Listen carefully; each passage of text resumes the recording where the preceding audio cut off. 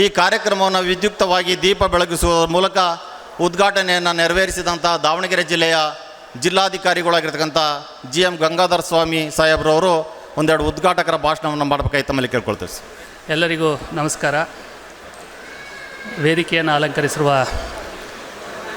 ಮಾನ್ಯ ಶಾಸಕರಾದಂಥ ಡಾಕ್ಟರ್ ಧನಂಜಯ ಸರ್ಜಿ ಸಾಹೇಬ್ರೆ, ಮಾನ್ಯ ಷಡಕ್ಷರಿ ಅವರೇ, ವೀರೇಶ್ ಒಡೆಯನ್ಪುರವರೇ, ಬಸವರಾಜರವರೇ, ಮತ್ತು ವೇದಿಕೆ ಮೇಲೆ ಇರುವೆಲ್ಲ ನನ್ನ ಬಂಧು ಬಾಂಧವರೇ, ವೇದಿಕೆ ಮುಂಭಾಗಲಿರುವಂಥ ಎಲ್ಲ ಬಂಧು ಬಾಂಧವರೇ, ಸಹೋದ್ಯೋಗಿ ಮಿತ್ರರೇ, ಇವತ್ತು ಪ್ರತಿಭಾವಂತ SLC ಮತ್ತು PUC ಮಕ್ಕಳಿಗೆ ಪ್ರತಿಭಾ ಪುರಸ್ಕಾರವನ್ನು ಕೊಡ್ತಕ್ಕಂಥದ್ದನ್ನು ಕಾರ್ಯಕ್ರಮವನ್ನು ಸರ್ಕಾರಿ ನೌಕರರ ಸಂಘದಿಂದ ಇಟ್ಕೊಂಡಿದ್ದಾರೆ. ಯಾರು ಇವತ್ತು ಬಹುಮಾನವನ್ನು ಅಥವಾ ಪ್ರಶಸ್ತಿಯನ್ನು ಸ್ವೀಕಾರ ಮಾಡ್ತಿದ್ದೀರಿ, ಮಕ್ಕಳು ಮತ್ತು ಅವ್ರ ತಂದೆ ತಾಯಿಗಳಿಗೆ ನನ್ನ ವೈಯಕ್ತಿಕವಾದಂಥ ಅಭಿನಂದನೆಗಳು ಮತ್ತು ಜಿಲ್ಲಾಡಳಿತದಿಂದ ಅಭಿನಂದನೆಗಳು.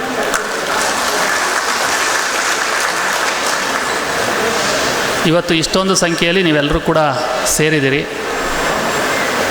ನಾನು ಷಡಕ್ಷರಿ ಅವರು ಫೋನ್ ಮಾಡಿದ ತಕ್ಷಣ ಮತ್ತು ವೀರೇಶ್ ಅವರು ಫೋನ್ ಮಾಡಿದ ತಕ್ಷಣ ನಮ್ಮ ಆಫೀಸ್ಗೆ ಬಂದು ಇಲ್ಲ ನಾನು ಬರ್ತೇನೆ, ಭಾಗವಹಿಸ್ತೇನೆ ಅಂತ ಹೇಳಿದೆ. ಮತ್ತು ನಿಮ್ಮ ಅಧ್ಯಕ್ಷರು ನಿನ್ನೆ ನನಗೆ ಫೋನ್ ಮಾಡಿದರು, ನೀವು ಈ ಕಾರ್ಯಕ್ರಮಕ್ಕೆ ಬರಬೇಕು ಅಂತ.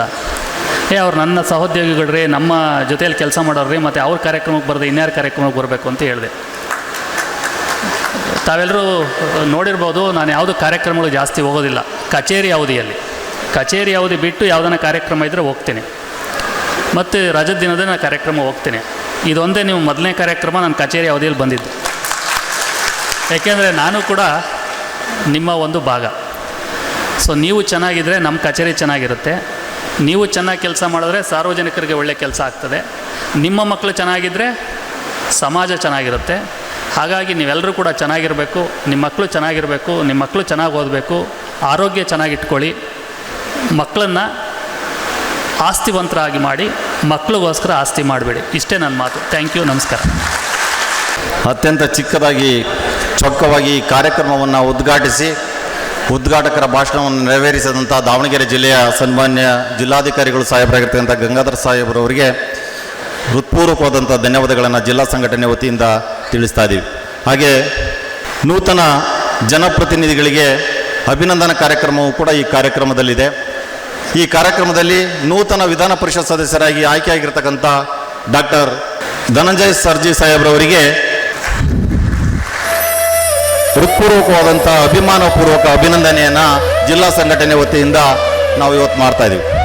ಹಾಗೆ ಈ ಕಾರ್ಯಕ್ರಮವನ್ನು ಉದ್ಘಾಟಕರ ಭಾಷಣವನ್ನು ನೆರವೇರಿಸಿದಂಥ ದಾವಣಗೆರೆ ಜಿಲ್ಲಾಧಿಕಾರಿಗಳಾಗಿರ್ತಕ್ಕಂಥ ಗಂಗಾಧರ ಸ್ವಾಮಿ ಸಾಹೇಬ್ರವರಿಗೂ ಕೂಡ ಜಿಲ್ಲಾ ಸಂಘಟನೆ ವತಿಯಿಂದ ಈ ಅಭಿಮಾನಪೂರ್ವಕ ಅಭಿನಂದನೆಗಳನ್ನು ನಾವು ಈ ವೇದಿಕೆಯ ಮೇಲೆ ಸನ್ಮಾನ್ಯ ರಾಜ್ಯಾಧ್ಯಕ್ಷರು ಮತ್ತು ನಮ್ಮ ಜಿಲ್ಲಾ ಸಂಘಟನೆಯ ಜಿಲ್ಲಾಧ್ಯಕ್ಷರಿಗೂ ಕೂಡ ನೆರವೇರಿಸ್ತಾ ಇದ್ದಾರೆ.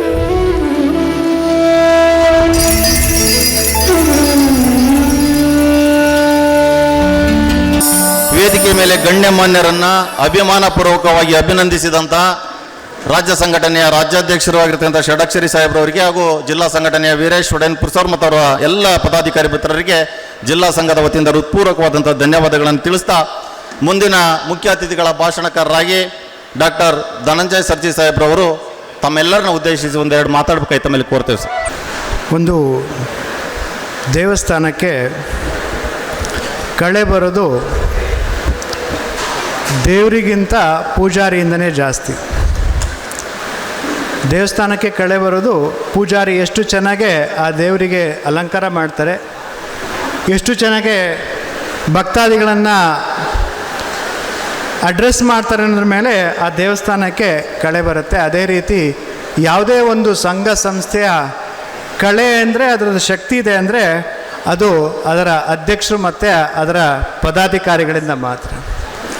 ಆ ನಿಟ್ಟಿನಲ್ಲಿ ಇಡೀ ರಾಜ್ಯದಲ್ಲಿ ನಿಜವಾಗ್ಲೂ ಕರ್ನಾಟಕ ರಾಜ್ಯ ಸರ್ಕಾರಿ ನೌಕರರ ಸಂಘದ ಶಕ್ತಿ ಅಥವಾ ಬೆನ್ನೆಲುಬಾಗಿ ನಿಂತಿರುವಂಥ ರಾಜ್ಯದ ಅಧ್ಯಕ್ಷರಾದಂಥ ಸನ್ಮಾನ್ಯ ಶ್ರೀ ಷಡಕ್ಷರಿ ಅವರೇ ಈಗ ತಾನೇ ಹೇಳ್ತಿದ್ರು, ಕಾಯಕವೇ ಕೈಲಾಸ ಅಂತೇಳಿ ಭಾಳ ಶಾರ್ಟ್ ಆ್ಯಂಡ್ ಸ್ವೀಟಾಗೆ ಅವರಿಗೆ ಹೇಳ್ತಾಯಿದ್ರು, ಸರ್ ಹೇಳ್ತಾಯಿದ್ರು, ಮಾತಾಡೋದೇ ಅರ್ಧ ಗಂಟೆ ಮಾತಾಡ್ಬೋದು ಡಾಕ್ಟ್ರೇ, ಮಾತಾಡೋದಕ್ಕಿಂತ ನಮ್ಮ ಕೆಲಸ ಬಹಳ ಮುಖ್ಯ, ಈಗಿನೂ ಬಿಡಿ ಶೆಡ್ಯೂಲ್ನಲ್ಲಿ ಮುಗಿಸ್ಕೊಂಡು ಬಂದಿದ್ದೀನಿ ಅಂತೇಳಿ ಉಲ್ಲೇಖ ಮಾಡಿದಂಥ ನಮ್ಮ ಜಿಲ್ಲಾಧಿಕಾರಿಯಾದಂಥ ಶ್ರೀಯುತ GM ಗಂಗಾಧರ ಸ್ವಾಮಿಯವರವರೇ, ಈ ಜಿಲ್ಲೆಯ ಅಧ್ಯಕ್ಷರಾದಂಥ ಶ್ರೀಯುತ ವೀರೇಶ್ ಅವರೇ, ವೇದಿಕೆ ಮೇಲಿರುವಂಥ ಎಲ್ಲ ಗಣ್ಯರೇ, ಇಲ್ಲಿ ನಡೆದುವಂಥ ಎಲ್ಲ ಆತ್ಮೀಯರೇ, ನಾವಾಗಲೇ ಹೇಳಿದೆ, ಯಾವುದೇ ಒಂದು ಸಂಘ ಸಂಸ್ಥೆ ಚೆನ್ನಾಗಿರಬೇಕು ಅಂದರೆ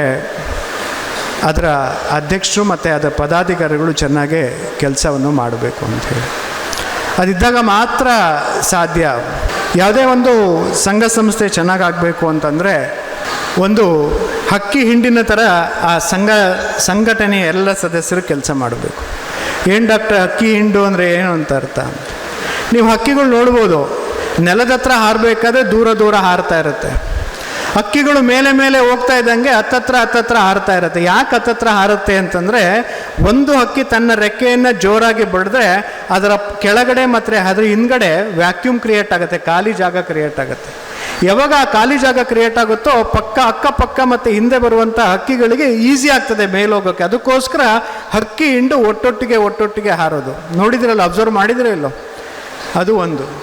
ಮತ್ತು ಇನ್ನೊಂದು ಗಮನಿಸ್ಬೋದು, ಯಾವಾಗ ಲೀಡ್ ಹಕ್ಕಿ ಅಂತ ಇರುತ್ತೆ, ಮುಂದೆ ಅಂದರೆ ದಿಕ್ಸೂಚಿಯನ್ನು ತೋರಿಸ್ಕೊಂಡು ಹೋಗ್ತಿರೋಂಥ ಒಂದು ಹಕ್ಕಿ ಇರ್ತದೆ, ಒಂದು 2-3 ಹಕ್ಕಿ. ಅದಕ್ಕೆ ಸುಸ್ತಾದ್ರೆ ಏನು ಮಾಡ್ತಾರೆ, ಆಟೋಮೆಟಿಕ್ಕಾಗಿ ಅದು ಹಿಂದ್ಗಡೆ ಬರುತ್ತೆ, ಮುಂದಿನ ಹಕ್ಕಿಗೆ ಜಾಗವನ್ನು ಮಾಡಿಕೊಡುತ್ತೆ. ಈಗಿನ ರಾಜ್ಯಾಧ್ಯಕ್ಷರು ಹೇಳ್ತಾಯಿದ್ರು, ಸರ್ ಸುಸ್ತಾಗ್ಬಿಟ್ಟಿದೆ ನನಗೆ, ಒಂದು ಸುಮಾರು ವರ್ಷದಿಂದ ಕೆಲಸ ಮಾಡಿ ಈ ಸತಿ ಬೇಡ, ನಾನು ಹಂಗಾಗಿ ಚುನಾವಣೆ ರಾಜಕಾರಣಕ್ಕೆ ಬರ್ತೀನಿ, ರಾಜಕೀಯಕ್ಕೆ ಬರ್ತೀನಿ ಅಂದರೆ, ಅದಕ್ಕೆ ಬೇಡ ಸರ್, ನಿಮ್ಮ ಅಪೇಕ್ಷೆ ತುಂಬ, ನಿಮ್ಮ ಎಲ್ಲ ರಾಜ್ಯ ಸರ್ಕಾರಿ ನೌಕರ ಮೇಲೆ ನಿಮ್ಮ ತುಂಬ ಅಭಿಮಾನ ಇದೆ, ಅದೇ ರೀತಿ ಮಾಡಬೇಡಿ, ಕಂಟಿನ್ಯೂ ಮಾಡಿ ಅಂತ ನಾನು ಇವಾಗಿನ ಅವರಿಗೆ ಸಜೆಷನ್ ಮಾಡ್ತಾಯಿದ್ದೆ.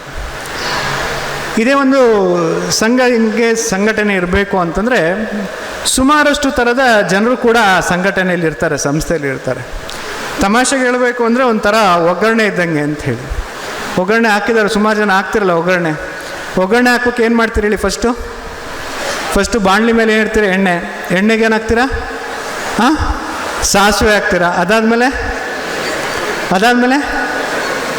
ಮೆಣಸಿನ್ಕಾಯಿ ಹಾಕ್ತೀರಾ, ಅದಾದಮೇಲೆ ಇದನ್ನು ಈರುಳ್ಳಿ ಎಲ್ಲ ಕತ್ತರಿಸ್ಬಿಟ್ಟು ಅದನ್ನು ಹಾಕ್ತೀರಾ, ಅದಾದಮೇಲೆ ಉಪ್ಪು ಹಾಕ್ತೀರಾ, ಅದಾದಮೇಲೆ ಅರಿಶಿನ ಹಾಕ್ತೀರಾ. ಕರೆಕ್ಟ್ ತಾನೆ? ಇದೇ ಥರ ಅದೇ ರೀತಿ ಯಾವುದೇ ಒಂದು ಸಂಘ ಸಂಸ್ಥೆಗಳಲ್ಲಿ ಚೆನ್ನಾಗಿ ನಡೀಬೇಕು ಅಂದರೆ ಸಂಘ ಸಂಸ್ಥೆಗಳಲ್ಲಿ ಈ ಕೆಲವರು ಸಾಸಿವೆ ಇದ್ದಂಗೆ ಇರ್ತಾರೆ, ಕೆಲವರು ಮೆಣಸಿನ್ಕಾಯಿ ಇದ್ದಂಗೆ ಇರ್ತಾರೆ, ಕೆಲವರು ಉಪ್ಪಿದ್ದಂಗೆ ಇರ್ತಾರೆ, ಕೆಲವರು ಅರಿಶಿನ ಇದ್ದಂಗೆ ಇರ್ತಾರೆ ಅಂತ.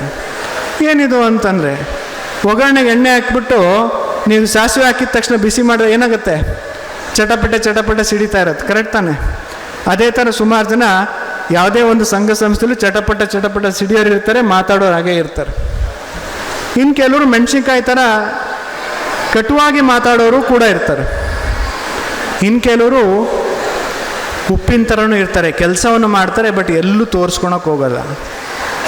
ಸುಮಾರಷ್ಟು ಜನ ಅರಿಶಿನ ಥರನೂ ಇರ್ತಾರೆ, ಅವ್ರದ್ದು ಏನೂ ಕೆಲಸ ಇಲ್ಲ, ಬರೀ ಬಣ್ಣ ಬಳಿಯೋದಷ್ಟೇ, ಅಂದರೆ ಏನೂ ಕೆಲಸ ಮಾಡಲ್ಲ, ಬರೀ ತೋರಿಸ್ಕೊಳೋದು ಮಾತ್ರ, ಆ ಥರನೂ ಇರ್ತಾರೆ. ಅಂದರೆ ಒಗ್ಗರಣೆ ಆಗಬೇಕು ಅಂದರೆ ಏನಾದರೂ ಆಗಬೇಕು ಅಂದರೆ ಎಲ್ಲ ಕಾಂಪೊನೆಂಟು ಬೇಕು, ಒಂದಿದ್ರೆ ಒಂದು ಆಗಲ್ಲ.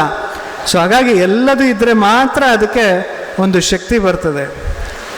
ಕೃತಯುಗದಲ್ಲಿ ಮಂತ್ರಕ್ಕೆ ಶಕ್ತಿ, ತ್ರೇತಾಯುಗದಲ್ಲಿ ತಂತ್ರಕ್ಕೆ ಶಕ್ತಿ, ದ್ವಾಪರ ಯುಗದಲ್ಲಿ ವ್ಯೂಹಕ್ಕೆ ಶಕ್ತಿ, ಕಲಿಯುಗದಲ್ಲಿ ಶಕ್ತಿ ಇದೆ ಅಂದರೆ ಅದು ಸಂಘಟನೆಯಿಂದ ಮಾತ್ರ ಶಕ್ತಿ ಅಂಥೇಳಿ, ಸಂಘಟನೆಯಿಂದ ಮಾತ್ರ ಶಕ್ತಿ. ಏಕೆಂದರೆ ನಾನು ಇನ್ನೂ ಹೆಚ್ಚು ಹೇಳಲಿಕ್ಕೆ ಹೋಗಲ್ಲ. ನಿಮ್ಮ ಕರ್ನಾಟಕ ರಾಜ್ಯ ಸರ್ಕಾರಿ ನೌಕರ ಸಂಘದಿಂದ ಷಡಕ್ಷರಗಳ ಕಳೆದ 5 ವರ್ಷದಲ್ಲಿ ಏನೇನು ಮಾಡಿದ್ದಾರೆ, 25 ಇಂಪಾರ್ಟೆಂಟು ಅನುಸೂಚಿಗಳನ್ನ ಜಾರಿ ಮಾಡಿದ್ದಾರೆ. ಹೇಳ್ತಾ ಇದ್ದಾರೆ 10,000 ಜನಕ್ಕೆ ಪ್ರತಿಭಾ ಪುರಸ್ಕಾರವನ್ನು ಕೊಡ್ತೇವೆ ಅಂಥೇಳಿ. 10,000 ಮಕ್ಕಳಿಗೆ ಪ್ರತಿಭಾ ಪುರಸ್ಕಾರವನ್ನು ಇದರೊಳಗೆ 300 ಜನಕ್ಕೆ ಇವತ್ತು ಪ್ರತಿಭಾ ಪುರಸ್ಕಾರವನ್ನು ಕೊಡ್ತೇವೆ. ಪ್ರತಿಭಾ ಪುರಸ್ಕಾರ ಯಾವುದ್ರ ಮೇಲೆ ಕೊಡ್ತೀರಾ ಅಂದರೆ ಮಾರ್ಕ್ಸ್ ಮೇಲೆ ಕೊಡ್ತೇವೆ. ಕರೆಕ್ಟ್ ಅಲ್ವಾ? ಸರಿ ಇಲ್ಲ ಸರ್? ಮಾರ್ಕ್ಸ್ ಮೇಲೆ ಕೊಡ್ತೀರಾ. ಮಾರ್ಕ್ಸ್ ಕೊಡಬೇಕಾದ್ರೆ ಸುಮಾರು ಜನ ಇಲ್ಲಿ ವಿದ್ಯಾರ್ಥಿಗಳಿದ್ದಾರೆ, ಸುಮಾರು ಜನ ಈ ಕಾಂಪಿಟೇಷನ್ ವರ್ಡ್ ಯಾವುದೋ ಮಾರ್ಕ್ಸಿಂದ ಓಡ್ತೀವಿ. ಮಾರ್ಕ್ಸನ್ನು ಜಾಸ್ತಿ ತೆಗೆಯೋಕ್ಕೆ ಸುಲಭವಾದ ಒಂದು ವಿಧಾನ ಹೇಳ್ಕೊಡ್ತೀನಿ, ಯಾಕೆಂದರೆ ವಿದ್ಯಾರ್ಥಿಗಳು ಇದ್ದಾರೆ ಅನ್ನೋದಕ್ಕೋಸ್ಕರ ಇದನ್ನು ಹೇಳ್ತೀನಿ. ಭಾಳ ಸುಲಭ ವಿಧಾನ ಅಂದರೆ SQ3R ಮೆಥಡ್ ಅಂತ ಒಂದು ಮೆಥಡ್ ಇದನ್ನು, ಅದನ್ನು ಫಾಲೋ ಮಾಡಿ ಓದಬೇಕು. SQ3R ಮೆಥಡ್ ಅಂತ. S ಅಂದರೆ ಸ್ಕ್ರೀನಿಂಗು, Q ಅಂದರೆ ಕ್ವಶನಿಂಗು, 3R ಅಂತ ಕೇಳಿದಿರ movie, RRR movie. Read, recite and revise. ಈ ಮೆಥಡಲ್ಲಿ ಹೋದರೆ ಖಂಡಿತವಾಗ್ಲೂ ನಿಮಗೆ ಮಾರ್ಕ್ಸು 10% ಜಾಸ್ತಿ ಮಾರ್ಕ್ಸ್ ಬರುತ್ತೆ. ಯಾಕೆ ಈ ಮಾತನ್ನು ಹೇಳ್ತಾ ಇದ್ದೀನಿ ಅಂದರೆ, ಮರುವು ಅನ್ನೋದು ದೇವರ ಕೊಟ್ಟ ವರ. ಯಾಕೆಂದರೆ ಸುಮಾರು ಜನ ಓದಿರ್ತೀವಿ, ಎಲ್ಲ ಮರ್ತೋಗುತ್ತೆ ಅಂತ. ಮರುವು ಅಂದರೆ ಬೇಜಾರಾಗೋದು ಬೇಡ, ಮೆಮೊರಿನೇ ಇಲ್ಲ ಅಂತ ಬೇಜಾರಾಗೋದು ಬೇಡ. ಮರುವು ಅನ್ನೋದಂದರೆ ದೇವ್ರು ಕೊಟ್ಟ ವರ. ಯಾಕೆಂದರೆ ಇವತ್ತು ಬೆಳಿಗ್ಗೆ ಏನು ತಿಂಡಿ ತಿಂದ್ಯಪ್ಪ, ದೋಸೆ. ನೆನ್ನೆ ರಾತ್ರಿ ಏನು ತಿಂದ್ಯಪ್ಪ, ಮುದ್ದೆ ಅನ್ನ ಸಾರು. ನೆನ್ನೆ ಮಧ್ಯ ಚಪಾತಿ ಅನ್ನ ಸಾರು. ನೆನ್ನೆ ಬೆಳಿಗ್ಗೆ ಪಲಾವ್. ಅದೇ ರೀತಿ ಮೊನ್ನೆದು ಮೊನ್ನೆ ಜ್ಞಾಪಕ ಇದೆಯಾ ಜ್ಞಾಪಕ ಇಲ್ಲ. ಸೊ ಒಂದು ತಿಂಗಳದೆಲ್ಲ ಜ್ಞಾಪಕ ಇದ್ರೆ ನಮ್ಮ ಮೆದುಳು ಏನಾಗಬೇಕು ಅಂತ ಇಮ್ಯಾಜಿನ್ ಮಾಡ್ಕೊಳ್ಳಿ. ಕರೆಕ್ಟ್ ಅಲ್ವಾ? ಅದಕ್ಕೆ ಮೆದುಳು ಅನ್ನೋದೇನು ದೇವ್ರು ಕೊಟ್ಟ ವರ. ಯಾಕೆ ವರ ಅಂತಂದರೆ, ಆ ಮರುವು ಅನ್ನೋದಿಲ್ಲ ಅಂದಿದ್ರೆ ಜೀವನದಲ್ಲಿ ಆಗುವಂಥ ಕೆಟ್ಟ ವಿಚಾರಗಳು, ಬೇಜಾರಾಗುವಂಥ ಸಂಗತಿಗಳೆಲ್ಲ ನಮ್ಮ ಮನಸ್ಸಲ್ಲಿದ್ದರೆ ಪ್ರತಿಯೊಬ್ಬ ಮೆಂಟಲ್ ಪೇಷಂಟ್ ಆಗಬೇಕಾಗಿತ್ತು. ಹಾಗಾಗಿ ಭಗವಂತ ಕೊಟ್ಟರು ವರ ಅಂದರೆ ಅದು ಮರುವು ಅನ್ನೋದು. ಹಾಗಾಗಿ ನಿಮಗೆ ಏನು ಜ್ಞಾಪಕ ಇರಬೇಕು ಅನ್ನೋದು ಗೊತ್ತಿರಬೇಕು, ಯಾವುದು ಮರಿಬೇಕು ಅನ್ನೋದು ಗೊತ್ತಿರಬೇಕು. ಹಾಗಾಗಿ SQ3R ಮೆಥಡಲ್ಲಿ ಓದಿದರೆ ನಿಮಗೆ ಏನು ಸಬ್ಜೆಕ್ಟ್ ಬೇಕೋ ಅದನ್ನು ಜ್ಞಾಪಕ ಇಟ್ಕೊಳ್ಳುವಂಥ ಶಕ್ತಿಯನ್ನು ನಾವು ಇಂಪ್ರೂವ್ ಮಾಡ್ಕೋಬೋದು. ಹಾಗಾಗಿ ಯಾವುದೇ ಒಂದು 5 ಪೇಜಿನ ಟಾಪಿಕ್ ಓದಬೇಕು ಅಂದರೆ ಫಸ್ಟು ಸ್ಕ್ರೀನಿಂಗ್. ಅಂದರೆ ಸ್ಕ್ರೀನಿಂಗ್, ಬರೀ ಹೆಡ್ಡಿಂಗ್ ಮಾತ್ರ ಓದಬೇಕು. ಮಕ್ಕಳೆಲ್ಲ ಕೇಳ್ಕೊಳ್ತೀರ ಅನಿಸುತ್ತೆ, ಹೆಡ್ಡಿಂಗ್ ಮಾತ್ರ ಓದಬೇಕು, ಇಡೀ ಟಾಪಿಕ್ ಓದಬಾರ್ದು. ಅಂದರೆ ಸ್ಕ್ರೀನಿಂಗ್. ದೆನ್ ಕ್ಯೂ ಅಂದರೆ ಕ್ವಶನಿಂಗ್.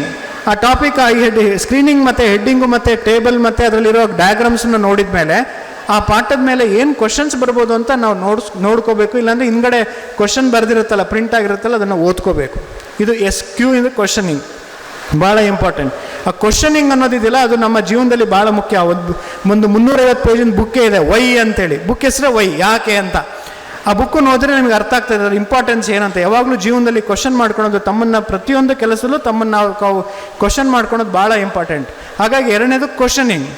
ಆ ಕ್ವಶನ್ ಹೋದಾಗ ನೆಕ್ಸ್ಟು 3R ಅಂತ, ರೀಡ್, ರಿಸೈಟ್ ಆ್ಯಂಡ್ ರಿವೈಸ್ ಅಂತ. ರೀಡ್ ಅಂದರೆ ಓದ್ತೀರಾ. ಓದಿದಾಗ ಏನಂತ, ಓದ್ಬೇಕಾದ್ರೆ ಈ ಕ್ವಶನಿಗಿದೆ ಆನ್ಸರ್, ಈ ಕ್ವಶನಿಗಿದೆ ಆನ್ಸರ್ ಅಂತ ನಿಮಗೆ ಆಲ್ರೆಡಿ ಮನಸ್ಸಿಗೆ ಬರೋದಕ್ಕೆ ಸ್ಟಾರ್ಟ್ ಆಗುತ್ತೆ. ಅದಕ್ಕೋಸ್ಕರ ಓದ್ತೀರಾ. ಓದಿದ ಮೇಲೆ ರಿಸೈಟ್, ಅರ್ಧ ಗಂಟೆ ಬಿಟ್ಟು ಬುಕ್ ಮುಚ್ಕೊಂಡು ಏನು ಓದಿದ್ದೀನಿ ಅಂತ ಜ್ಞಾಪಿಸ್ಕೋಬೇಕು. ಯಾವುದು ಜ್ಞಾಪಕ ಮರ್ತೋಗಿರುತ್ತಂದು ಮತ್ತೊಂದು ಸಲ ಓದಿದಾಗ ನಿಮಗೆ ಅದು ಮೆಮೊರಿಲಿ ಹಾಗೆ ಕೂರುತ್ತೆ. ದೆನ್ ರಿವೈಸ್ ಯಾವಾಗ ಮಾಡಬೇಕು ಅಂದರೆ 24 hours ಆದಮೇಲೆ ಮತ್ತು 3 weeks ಆದಮೇಲೆ. ಈ ಮೆಥಡಲ್ಲಿ ಓದಿದ್ರೆ ಖಂಡಿತವಾಗ್ಲೂ ನಿಮ್ಮ ಮಕ್ಕಳಿಗೆ ಒಳ್ಳೆಯ ಮಾರ್ಕ್ಸು ಬರೋದ್ರಲ್ಲಿ ಖಂಡಿತ ಡೌಟೇ ಇಲ್ಲ. ಯಾಕೆ ಅಂತಂದರೆ ಸೈಂಟಿಫಿಕಲಿ ಪ್ರೂವನ್ ಫ್ಯಾಕ್ಟ್ ಏನು ಹೇಳುತ್ತೆ ಅಂದರೆ, ಒಬ್ಬ ಹುಡುಗ ಯಾರಾದರೂ ಒಂದು ಟಾಪಿಕನ್ನು ಓದಿದರೆ ಅರ್ಧ ಗಂಟೆ ಆದಮೇಲೆ 30% ಮರ್ತೋಗುತ್ತೆ. ಒಂದು ದಿನ ಆದಮೇಲೆ 50% ಮರ್ತೋಗುತ್ತೆ. 3 ವಾರ ಆದರೆ 70-90% ಮರ್ತೋಗಿರುತ್ತೆ. ಅದಕ್ಕೋಸ್ಕರ ಈ ಮೆಥಡಲ್ಲಿ ಓದಿದರೆ ನಿಮಗೆ ಮರಳಿ ಮೆಮರೈಸ್ ಮಾಡ್ತಾ ಇದ್ದರೆ ನಿಮ್ಮ ಮೆಮೊರಿ ಪವರ್ ನಾನು ಮೆಥಡ್ ಹೇಳಿದಂಗಿದ್ರೆ 6 months ತನಕ ನಿಮ್ಮ ಮೆಮೊರಿ ಪವರ್ ಚೆನ್ನಾಗಿರುತ್ತೆ. ಎಕ್ಸಾಮ್ಸಲ್ಲಿ ಚೆನ್ನಾಗಿ ಆನ್ಸರ್ ಮಾಡ್ಬೋದು. ಈ ಮುಖಾಂತರ ಹೋದರೆ ಖಂಡಿತವಾಗ್ಲೂ ನಿಮಗೆ ಮಕ್ಕಳಿಗೆ ಒಳ್ಳೆಯ ಮಾರ್ಕ್ಸ್ ಬರುತ್ತೆ ಅಂತ ಒಂದು ಹೇಳ್ತಾ, ಬಟ್ ನೀವೆಲ್ಲ ಕೊಡ್ತಿರೋದು ಪ್ರತಿಭಾ ಪುರಸ್ಕಾರ ಮಾರ್ಕ್ಸ್ ಮೇಲೆ. ಬಟ್ ಒಂದು ತಿಳ್ಕೊಳ್ಳಿ, ಓದು ಒಕ್ಕಾಲು, ಬುದ್ಧಿ ಮುಕ್ಕಾಲು. ಓದು ಏನು ಮಾಡ್ತು, ಕೆಲಸ ಮಾಡ್ತು. ಬುದ್ಧಿ ಏನು ಮಾಡ್ತು, ದೇಶ ಆಳ್ತು ಅಂತ. ಓದು ಒಕ್ಕಾಲು, ಬುದ್ಧಿ ಮುಕ್ಕಾಲು. ಓದು ಕೆಲಸ ಮಾಡ್ತು, ಬುದ್ಧಿ ದೇಶ ಆಳ್ತು. ಏನು ಡಾಕ್ಟ್ರೆ ಹಿಂಗೆ ಹೇಳ್ತೀರಾ ಅಂತ. ಅದು ಹೌದು, ಹಾಗೆ ಅದು.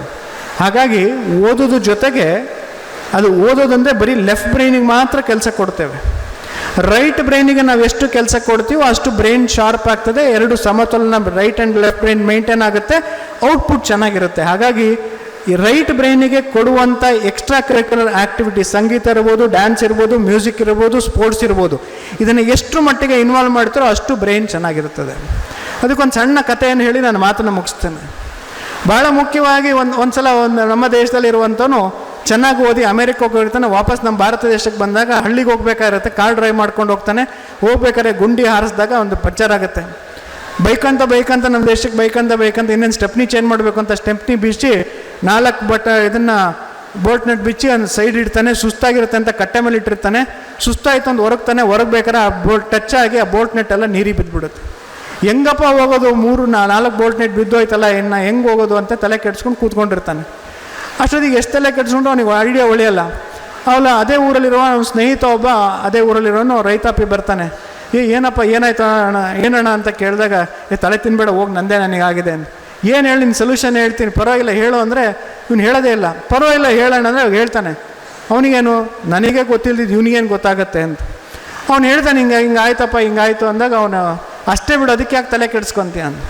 ಅಷ್ಟೇ, ಅದಕ್ಕೆ ಯಾಕೆ ತಲೆ ಕೆಡಿಸ್ಕೊಂತ. ಇನ್ನು ಕಾರಲ್ಲಿ ಇನ್ನೂ 3 ಟೈರ್ ಇದೆಯಲ್ಲ, ಆ 3 ಟೈರಲ್ಲಿ ಒಂದೊಂದು ಟೈರಿಗೆ 4 ಬೋಲ್ಟ್ ನೆಟ್ ಇರುತ್ತೆ. ಇನ್ನು 3ರಲ್ಲೂ ಒಂದೊಂದು ಬೋಲ್ಟ್ ನೆಟ್ ತಗೋ, 3 ತಗೊಂಡು ಇದಕ್ಕೆ ಹಾಕ್ಕೊಂಡು ಹೋಗು ಅಂತ ಹೇಳ್ತಾನೆ. ಕರೆಕ್ಟ್ ಅಲ್ವಾ? ಅದಕ್ಕೆ ಹೇಳು, ಓದು ಒಕ್ಕಾಲು ಬುದ್ಧಿ ಮುಕ್ಕಾಲು, ಓದು ಒಕ್ಕಾಲು ಬುದ್ಧಿ ಮುಕ್ಕಾಲು. ಅದಕ್ಕೆ ನಾವು ಹೇಳೋದು ಎಕ್ಸ್ಟ್ರಾ ಕರಿಕ್ಯುಲರ್ ಆ್ಯಕ್ಟಿವಿಟೀಸಲ್ಲಿ ನಿಮ್ಮ ಮಕ್ಕಳನ್ನ ಇನ್ವಾಲ್ವ್ ಮಾಡಿ. ಬಹಳ ಮುಖ್ಯವಾಗಿ ಮಕ್ಕಳಿಗೆ ನೀವು ಕೊಡಬೇಕಾಗಿರೋದು ಒಳ್ಳೆಯ ಸಂಸ್ಕಾರ, ಒಳ್ಳೆಯ ಸಂಸ್ಕೃತಿ, ಶಿಸ್ತು ಅಂದ್ರೇನು, ಹಸಿವು ಅಂದ್ರೇನು, ದುಡ್ಡಿನ ಕೊರತೆ ಅಂದ್ರೇನು ಅನ್ನೋದನ್ನು ಕಲಿಸ್ಬೇಕು. ಯಾವಾಗ ಇದನ್ನು ಕಲಿಸ್ತೀವೋ ನಿಜವಾಗ್ಲೂ ಆ ಮುಂದಿನ ಪೀಳಿಗೆಗೆ ಒಳ್ಳೆಯ ಮಕ್ಕಳನ್ನು ನಮ್ಮ ದೇಶದ ಆಸ್ತಿಯನ್ನಾಗಿ ನಾವು ಮಾಡಲಿಕ್ಕೆ ಸಾಧ್ಯತೆ ಇದೆ.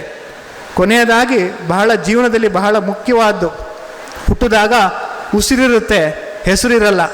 ಸಾಯಬೇಕಾದ್ರೆ ಹೆಸರಿರುತ್ತೆ, ಉಸಿರಿರಲ್ಲ. ಆ ಉಸಿರು ಮತ್ತು ಹೆಸರು ಮಧ್ಯದಲ್ಲಿರುವುದೇ ಜೀವನ ಅಂಥೇಳಿ. ಆ ಜೀವನದ ಕೊನೆಯ ಗಳಿಗೆಯಲ್ಲಿ ಯಾವ ರೀತಿ ಹೆಸರು ಮಾಡ್ತೀವಿ ಅನ್ನೋದು, ನಾವು ಜೀವನದಲ್ಲಿ ಬರುವಂಥ ಒಳ್ಳೆಯ ಅವಕಾಶಗಳನ್ನು ಯಾವ ರೀತಿ ಬಳಸಿ ನಾವು ಮುಂದೆ ಕೆಲಸ ಮಾಡ್ತೀವಿ ಅನ್ನೋದ್ರ ಮೇಲೆ ಹೆಸರಿರ್ತದೆ. ಆ ನಿಟ್ಟಿನಲ್ಲಿ ಪ್ರತಿ ಉಸಿರೇಳುತ್ತೆ, ಉಸಿರೇನೇಳುತ್ತೆ, ತೊಗೊಂಡ್ಮೇಲೆ ತೊಗೊತೀವಿ. ಗಾಳಿ ತೊಗೊತೀವಿ, ಗಾಳಿ ಬಿಡ್ತೀವಿ. ಸಮಾಜದಿಂದ ತೊಗೊಂಡ್ಮೇಲೆ ಸಮಾಜಕ್ಕೆ ಕೊಡು, ಸಮಾಜದಿಂದ ತೊಗೊಂಡ್ಮೇಲೆ ಸಮಾಜಕ್ಕೆ ಕೊಡು ಅಂಥೇಳಿ. ಕೊಟ್ಟಿದ್ದು ತನಗೆ ಬಚ್ಚಿಟ್ಟಿದ್ದು ಪರರಿಗಲ್ಲ ಪರಮಾತ್ಮನಿಗೆ, ಕೊಟ್ಟಿದ್ದು ಕೆಟ್ಟಿತನ ಬೇಡ ಅಂಥೇಳಿ. ಕೊಟ್ಟಿದ್ದು ಕೆಟ್ಟಿತನ ಬೇಡ. ಊಟ ಶರೀರಕ್ಕೆ ತೃಪ್ತಿ ಕೊಡುತ್ತೆ, ಪಾಠ ಮೆದುಳಿಗೆ ತೃಪ್ತಿ ಕೊಡುತ್ತೆ, ಆಟ ಮನಸ್ಸಿಗೆ ತೃಪ್ತಿ ಕೊಡುತ್ತೆ. ಆತ್ಮಕ್ಕೆ ತೃಪ್ತಿ ಕೊಡೋದು ಯಾವುದು ಅಂದರೆ ಅದುವೇ ನಿಜವಾದ ನಿಸ್ವಾರ್ಥ ಸೇವೆ. ಸುದ್ದಿಗಾಗಿ ಸೇವೆ ಮಾಡಬೇಡ, ಸೇವೆ ಮಾಡಿ ಸುದ್ದಿ ಆಗಬೇಡ, ಸದ್ದಿಲ್ಲದೆ ಸೇವೆ ಮಾಡು ಎಂಬಂತೆ. ಆ ನಿಟ್ಟಿನಲ್ಲಿ ನಿಮ್ಮ ಮಕ್ಕಳಿಗೆ ಕೊಡುವ ಮನೋಭಾವನೆಯನ್ನು ಕಲಿಸಿದ್ರೆ ನಿಜವಾಗ್ಲೂ ಅವರು ಒಳ್ಳೆಯ ಸತ್ಪ್ರಜೆಗಳಾಗ್ತಾರೆ. ಹಾಗಾಗಿ ಮಾರ್ಕ್ಸ್ ಹಿಂದೆ ಹೋಗಬೇಡಿ, ಮಕ್ಕಳಿಗೆ ಒಳ್ಳೆಯ ಸಂಸ್ಕಾರವನ್ನು ಕಲಿಸಿ. ಮಣ್ಣಿಗೆ ಸಂಸ್ಕಾರ ಕೊಟ್ಟರೆ ಮಡಕೆ ಆಗ್ತದೆ, ಕಲ್ಲಿಗೆ ಸಂಸ್ಕಾರ ಕೊಟ್ಟರೆ ಶಿಲೆ ಆಗ್ತದೆ, ಸಗಣಿಗೆ ಸಂಸ್ಕಾರ ಕೊಟ್ಟರೆ ವಿಭೂತಿ ಆಗ್ತದೆ, ಮನುಷ್ಯನಿಗೆ ಸಂಸ್ಕಾರ ಕೊಟ್ಟರೆ ಮಹಾದೇವ ಆಗ್ತಾನೆ. ಆ ನಿಟ್ಟಿನಲ್ಲಿ ಒಳ್ಳೆಯ ಸಂಸ್ಕಾರವನ್ನು ನಿಮ್ಮ ಮಕ್ಕಳಿಗೆ ಕೊಡಿ ಅಂತ ಹೇಳ್ತಾ, ನನಗೆ ಹೆಚ್ಚು ಮತಗಳನ್ನು ಕೊಟ್ಟು ಕರ್ನಾಟಕದ ಇತಿಹಾಸದಲ್ಲೇ 1988ರಿಂದ ಆಗಿರುವಂಥ ಕರ್ನಾಟಕ ರಾಜ್ಯದಲ್ಲಿ ವಿಧಾನ ಪರಿಷತ್ ಚುನಾವಣೆಗಳಲ್ಲಿ ಹೈಯೆಸ್ಟ್ ರೆಕಾರ್ಡ್ ಲೀಡ್ ಮಾಡಿದಂಥ 5 ಜಿಲ್ಲೆಯಲ್ಲಿ ದಾವಣಗೆರೆದು 2 ತಾಲೂಕುಗಳು ಸೇರ್ತವೆ, ಚನ್ನಗಿರಿ ಮತ್ತು ಬಸವಪಟ್ಟಣ ಮತ್ತು ಹೊನ್ನಾಳಿ. ಈ ಕ್ಷೇತ್ರದಿಂದ ಮತದಾರರು ಒಳ್ಳೆಯ ಮತಗಳನ್ನು ಕೊಟ್ಟು ಹೈಯೆಸ್ಟ್ ಲೀಡಲ್ಲಿ ಗೆಲ್ಲಿಸಿ ಇವತ್ತು ಸನ್ಮಾನ ಮಾಡಿದ್ದಕ್ಕೆ ತಮ್ಮೆಲ್ಲರಿಗೂ ಅಭಿನಂದನೆಗಳನ್ನ ಸಲ್ಲಿಸ್ತಾ, ನಿಮ್ಮ ಏನು ಋಣ ಇದೆ ಆ ಋಣವನ್ನು ತೀರಿಸುವಂಥ ಪ್ರಾಮಾಣಿಕ ಪ್ರಯತ್ನವನ್ನು ಮಾಡ್ತೀನಿ ಅಂತ ಈ ಸಮಯದಲ್ಲಿ ಹೇಳ್ತಾ ಮಾತಿಗೆ ವಿರಾಮ ಹೇಳ್ತೀನಿ. ಧನ್ಯವಾದ. ಇಂದಿನ ನೂತನ ಜನಪ್ರತಿನಿಧಿಗಳಿಗೆ ಅಭಿನಂದನಾ ಕಾರ್ಯಕ್ರಮದಲ್ಲಿ ಅಭಿನಂದನೆಯನ್ನು ಜಿಲ್ಲಾ ಸಂಘಟನೆ ವತಿಯಿಂದ ಸ್ವೀಕರಿಸಿ, ವೇದಿಕೆಯ ಮುಂಭಾಗದಲ್ಲಿರ್ತಕ್ಕಂಥ ಎಲ್ಲ ಪ್ರತಿಭಾನ್ವಿತ ವಿದ್ಯಾರ್ಥಿಗಳನ್ನು ಉದ್ದೇಶಿಸಿ, ಕೇವಲ ಅಂಕ ಗಳಿಕೆ ಒಂದು ವಿದ್ಯೆ ಅಲ್ಲ, ಮಕ್ಕಳು ಮುಂದೆ ಸಮಾಜಕ್ಕೆ ಸಂಸ್ಕಾರವಂತರಾಗಿ ಬೆಳಿಬೇಕು ಅಂತಕ್ಕಂಥ ಒಂದು ಮಾತನ್ನು ಆಡಿದಂಥ ಡಾಕ್ಟರ್ ಧನಂಜಯ್ ಸರ್ಜಿ ಸಾಹೇಬ್ರವರಿಗೆ ಸರ್ಕಾರಿ ನೌಕರರ ಸಂಘದ ಜಿಲ್ಲಾ ಶಾಖೆ ದಾವಣಗೆರೆ ವತಿಯಿಂದ ಹೃತ್ಪೂರ್ವಕವಾದಂಥ ಧನ್ಯವಾದಗಳನ್ನು ನಾವು ತಿಳಿಸ್ಲಿಕ್ಕೆ ಬಯಸ್ತೇವೆ. ಹಾಗೆ ಇಂದಿನ ನೂತನ ಜನಪ್ರತಿನಿಧಿಗಳ ಅಭಿನಂದನಾ ಕಾರ್ಯಕ್ರಮಕ್ಕೆ ದಾವಣಗೆರೆ ಲೋಕಸಭಾ ಕ್ಷೇತ್ರದ ಲೋಕಸಭಾ ಸದಸ್ಯರು ಬರಬೇಕಾಗಿತ್ತು. ಕಾರಣಾಂತರಗಳಿಂದ ಅವರು ಬೇರೆ ಕಡೆ ಕಾರ್ಯಕ್ರಮಕ್ಕೆ ಹೋಗಿರೋದ್ರಿಂದ ಅವರು ಇಂದಿನ ಕಾರ್ಯಕ್ರಮಕ್ಕೆ ಒಂದು ಸಂದೇಶವನ್ನು ವಿದ್ಯಾರ್ಥಿಗಳಿಗೋಸ್ಕರ ಕಳಿಸ್ಕೊಟ್ಟಿದ್ದಾರೆ. ಆ ಸಂದೇಶವನ್ನು ಈ ವೇದಿಕೆಯ ಮೂಲಕ ನಾನು ಓದ್ತಾ ಇದ್ದೇನೆ. ನೂತನವಾಗಿ ಚುನಾಯಿತರಾದ ಲೋಕಸಭಾ ಸದಸ್ಯರು ಹಾಗೂ ವಿಧಾನ ಪರಿಷತ್ ಸದಸ್ಯರುಗಳಿಗೆ ಸನ್ಮಾನ ಸಮಾರಂಭ ಮತ್ತು 2023-24ನೇ ಸಾಲಿನ ಪ್ರತಿಭಾ ಪುರಸ್ಕಾರ ಪ್ರದಾನ ಹಾಗೂ ವಾರ್ಷಿಕ ಮಹಾಸಭೆಗೆ ನನ್ನನ್ನು ಆಹ್ವಾನಿಸಿದ್ದು ನಾನು ಈ ಕಾರ್ಯಕ್ರಮಕ್ಕೆ ಬರಲು ಸಂತೋಷದಿಂದ ಸಮ್ಮತಿಸಿದ್ದೆನು. ಆದರೆ ಕಾರಣಾಂತರಗಳಿಂದ ಸ್ವಸ್ಥಳದಲ್ಲಿ ಇಲ್ಲದ ಕಾರಣ ಸಮಾರಂಭಕ್ಕೆ ಬರದಿದ್ದಕ್ಕಾಗಿ ವಿಷಾದಿಸುತ್ತೇನೆ. ಈ ನಿಮ್ಮ ಕಾರ್ಯಕ್ರಮವು ಯಶಸ್ವಿಯಾಗಲೆಂದು ಶುಭ ಕೋರುತ್ತೇನೆ. ಡಾಕ್ಟರ್ ಪ್ರಭಾ ಮಲ್ಲಿಕಾರ್ಜುನ್ ಅವರಿಗೂ ಕೂಡ ನಮ್ಮ ಜಿಲ್ಲಾ ಸಂಘಟನೆ ವತಿಯಿಂದ ಹೃತ್ಪೂರ್ವಕವಾದಂಥ ಧನ್ಯವಾದಗಳನ್ನು ನಾವು ತಿಳಿಸಲಿಕ್ಕೆ ಬಯಸ್ತೇವೆ. ಹಾಗೆ ಈ ವೇದಿಕೆಯ ಮೇಲೆ ಆಸೀನರಾಗಿರ್ತಕ್ಕಂಥ ನಮ್ಮ ರಾಜ್ಯ ಸಂಘಟನೆಯ ನೇತಾರರು, ಯುವ ನೇತಾರರು ಮತ್ತು ಸರ್ಕಾರಿ ನೌಕರರ ಕಣ್ಮಣಿಯಾಗಿರ್ತಕ್ಕಂಥ ಷಡಕ್ಷರಿ ಸಾಹೇಬ್ರವರು ತಮ್ಮೆಲ್ಲರನ್ನು ಉದ್ದೇಶಿಸಿ ಒಂದೆರಡು ಮಾತಾಡಬೇಕಾಗಿ ತಮ್ಮಲ್ಲಿ ಕೇಳ್ಕೊಳ್ತೇವೆ. ಕರ್ನಾಟಕ ರಾಜ್ಯ ಸರ್ಕಾರಿ ನೌಕರ ಸಂಘ ದಾವಣಗೆರೆ ಜಿಲ್ಲಾ ಶಾಖೆ ವತಿಯಿಂದ SSLC ಮತ್ತು PUCನಲ್ಲಿ ಪ್ರತಿ ವರ್ಷ ನಾವು ಪ್ರತಿಭಾ ಪುರಸ್ಕಾರವನ್ನು ಕೊಡ್ತಾ ಇರ್ತೇವೆ. ರಾಜ್ಯದ ಪ್ರತಿ ಜಿಲ್ಲಾ ಕೇಂದ್ರದಲ್ಲಿ, ತಾಲೂಕು ಕೇಂದ್ರದಲ್ಲಿ 200-300 ಮಕ್ಕಳಿಗೆ ಸೇರಿಕೊಂಡಂತೆ ಒಂದು 10,000 ಮಕ್ಕಳಿಗೆ ಪ್ರತಿ ವರ್ಷ ಕೊಡ್ತಾ ಇದ್ದೇವೆ. ಕಳೆದ 4 ವರ್ಷಗಳಿಂದ 40,000 ಮಕ್ಕಳಿಗೆ ಈ ಥರದ ಪ್ರತಿಭಾ ಪುರಸ್ಕಾರವನ್ನು ಕೊಟ್ಟಂಥ ದೊಡ್ಡ ಸಂಘ ಕರ್ನಾಟಕ ರಾಜ್ಯ ಸರ್ಕಾರಿ ನೌಕರ ಸಂಘ. ಆ ಹಿನ್ನೆಲೆಯಲ್ಲಿ ಇವತ್ತು ದಾವಣಗೆರೆಯಲ್ಲಿ ಈ ಪ್ರತಿಭಾ ಪುರಸ್ಕಾರ ಕಾರ್ಯಕ್ರಮವನ್ನು ಆಯೋಜನೆ ಮಾಡಿರುವಂಥದ್ದು. ಇದಕ್ಕೆ ತಾನೇ ನಮ್ಮ ನೂತನ ವಿಧಾನ ಪರಿಷತ್ ಶಾಸಕರು ಮತ್ತು ಅವರು ಡಾಕ್ಟ್ರ್ ಅಂತಲೇ ಹೇಳಬೇಕು, ಶಾಸಕರಂತ ಹೇಳೋಕ್ಕಾಗಲ್ಲ. ನಮ್ಮ ಕಡೆ ಎಲ್ಲ ಶಿವಮೊಗ್ಗದಲ್ಲಿ ಡಾಕ್ಟರ್ ಸರ್ಜಿ ಅವರು ಅಂದರೆ ಫೇಮಸ್ಸು. ಅದು ಮಕ್ಕಳ ವಿಚಾರಕ್ಕೆ ಅಂತ ಹೇಳಿದ್ರೆ ಎಲ್ಲಿ ಚಿಕಿತ್ಸೆಗೆ ಟ್ರೀಟ್ಮೆಂಟ್ ಸರಿಯಾಗಿ ಸಿಗುತ್ತೆ ಅಂದರೆ ಅದು ಯಾರ ಹತ್ರ ಹೋಗೋದು ಬೇಡ, ಡಾಕ್ಟರ್ ಸರ್ಜಿ ಅವ್ರ ಹತ್ರ ಹೋಗಬೇಕು ಅನ್ನುವಂಥ ರೀತಿಯಲ್ಲಿ ಪ್ರತಿಯೊಬ್ಬರ ಮನೆಗಳಲ್ಲಿ ಕೂಡ ಮಾತಾಗಿರುವಂಥ ಡಾಕ್ಟರ್ ಸರ್ಜಿರವರು ಇವತ್ತಿನ ಕಾರ್ಯಕ್ರಮಕ್ಕೆ ಬಂದಿರುವಂಥದ್ದು ತುಂಬ ಸಂತೋಷವನ್ನು ತಂದಿದೆ.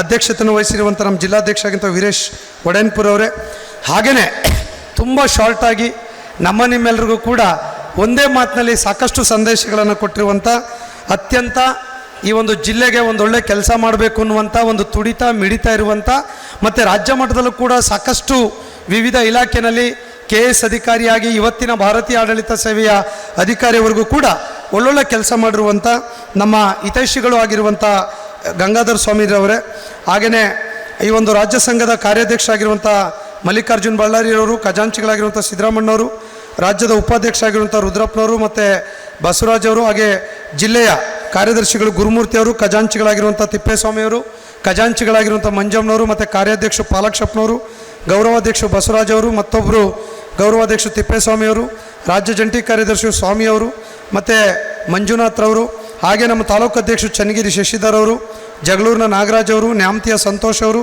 ಹೊನ್ನಾಳಿಯ ರವಿ ಅವರು ಮತ್ತು ಹರಿಹರದ ವಿಜಯ್ ಮಾಂತೇಶ್ ಅವರು, ಹಾಗೆ ಕ್ಯಾಡರ್ ಅಸೋಸಿಯೇಷನ್, ಅದು ಶಿಕ್ಷಕರ ಸಂಘ, ಉಪನ್ಯಾಸಕರ ಸಂಘ, ರೆವಿನ್ಯೂ ಅಸೋಸಿಯೇಷನ್ ಯಾರ್ಯಾರಿದ್ದಾರೆ ಎಲ್ಲ ವೃಂದ ಸಂಘಗಳ ಅಧ್ಯಕ್ಷರು ಮತ್ತು ಜಿಲ್ಲೆ ತಾಲೂಕಿನಿಂದ ಬಂದಿರುವಂಥ ಎಲ್ಲ ಪದಾಧಿಕಾರಿ ನಿರ್ದೇಶಕರ ಜೊತೆ ಎಲ್ಲ ಮುಂದೆ ಕುಳಿತಿರುವಂಥ ಈ ಜಿಲ್ಲೆಯ ಎಲ್ಲ ಸರ್ಕಾರಿ ನೌಕರ ಬಂಧು ಭಗಿನಿಯರಿಗೆ, ಅವ್ರ ಜೊತೆ ಬಂದಿರುವಂಥ ಪ್ರಿಯ ವಿದ್ಯಾರ್ಥಿಗಳಿಗೆ, ಪತ್ರಿಕಾ ಮಾಧ್ಯಮದವ್ರಿಗೆ ಶುಭ ಸಂಜೆ ನಮಸ್ಕಾರಗಳನ್ನು ನಾನು ಸಲ್ಲಿಸಲಿಕ್ಕೆ ಬಯಸ್ತಾ ಇದ್ದೇನೆ.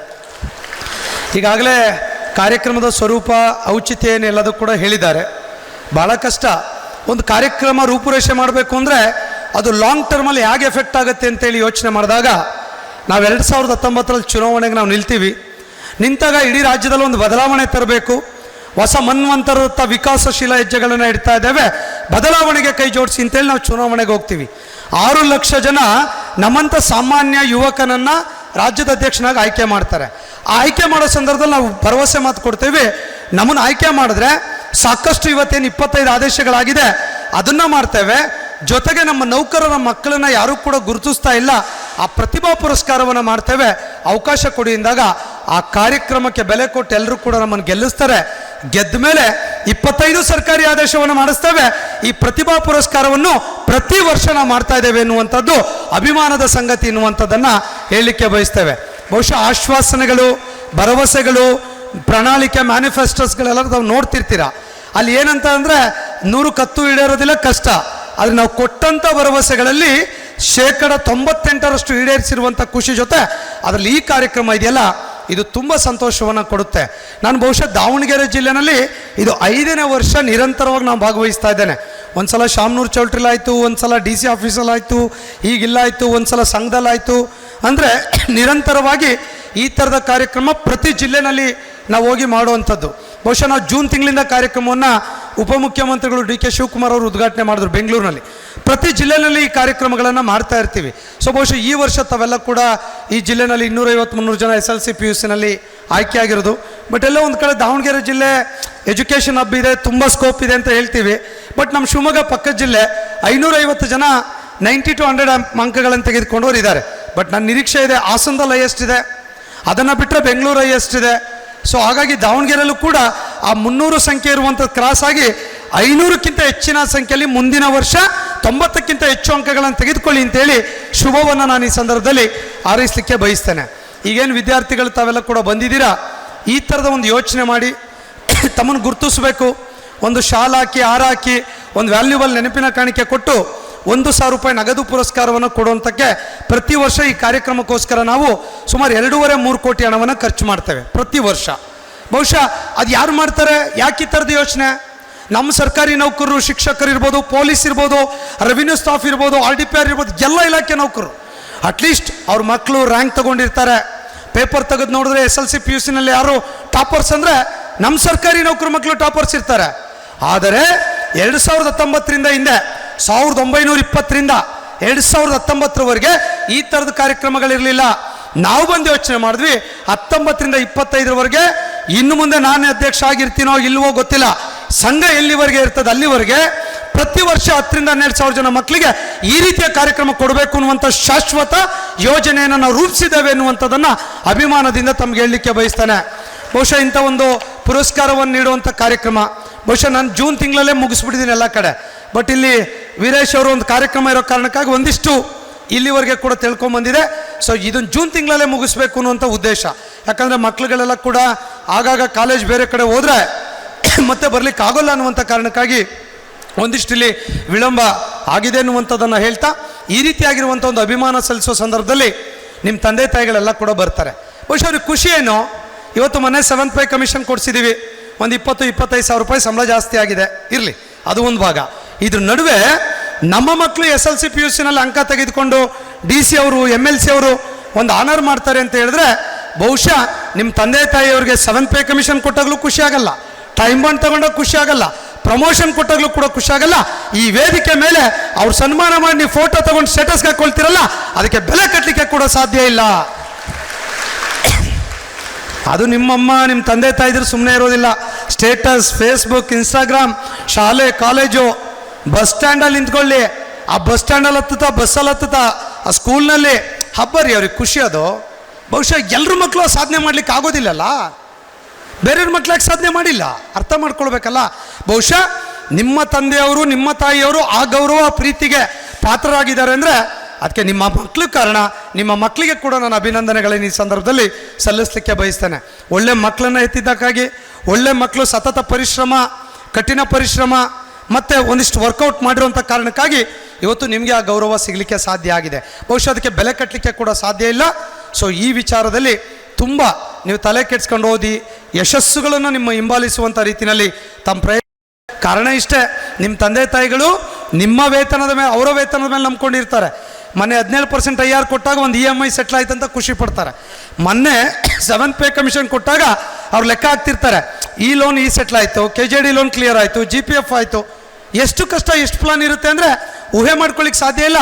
ಅದೆಷ್ಟು ಲೋನ್ ತೊಗೊಂಡಿರ್ತಾರೆ, ಎಷ್ಟು ಅಡ್ವಾನ್ಸ್ ತೊಗೊಂಡಿರ್ತಾರೆ ಅನ್ನೋದು ನಿಮಗೆ ಗೊತ್ತಿರೋದಿಲ್ಲ, ನಿಮ್ಮ ತಂದೆ ತಾಯಿಗಳಿಗೆ ಗೊತ್ತಿರುತ್ತೆ. ಆ ನೋವುಗಳು ನಮ್ಮ ಮಕ್ಕಳಿಗೆ ಗೊತ್ತಾಗಬಾರ್ದು ಅನ್ನುವಂಥ ರೀತಿಯಲ್ಲಿ ನಿಮ್ಮ ಬಗ್ಗೆ ಅಷ್ಟು ಅಭಿಮಾನ ಇಟ್ಕೊಂಡು ನಮ್ಮ ಮಗ ಚೆನ್ನಾಗಿ ಓದಬೇಕು, ನಮ್ಮ ಮಗ ಸ್ವಾಭಿಮಾನದಿಂದ ಬದುಕಬೇಕು, ನಮ್ಮ ಮಗ ನನ್ನ ಮೇಲೆ ಡಿಪೆಂಡ್ ಆಗಬಾರ್ದು, ಅವನು ಸ್ವಾಭಿಮಾನದಿಂದ ಅವನು ಬದುಕು ಕಟ್ಕೊಂಡು ನನ್ನನ್ನು ಚೆನ್ನಾಗಿ ನೋಡ್ಕೊಳ್ಬೇಕು ಅನ್ನುವಂಥ ಕನಸನ್ನು 0 ಇಂದ ಅಂಟಿಲ್ ನಿಮ್ಮ ಲೈಫ್ ಸ್ಟೈಲ್ ಎಂಡ್ ಆಗೋವರೆಗೂ ಕೂಡ ನೋಡ್ಕೊಳ್ತಾರಲ್ಲ, ಬಹುಶಃ ಆ ಥರದ ಒಂದು ದೊಡ್ಡ ಶಕ್ತಿ ಯಾರು ಅಂದರೆ ಅದು ನಿಮ್ಮ ತಂದೆ ತಾಯಿಗಳನ್ನುವಂಥದ್ದನ್ನು ಹೇಳಲಿಕ್ಕೆ ಬಯಸ್ತೇನೆ.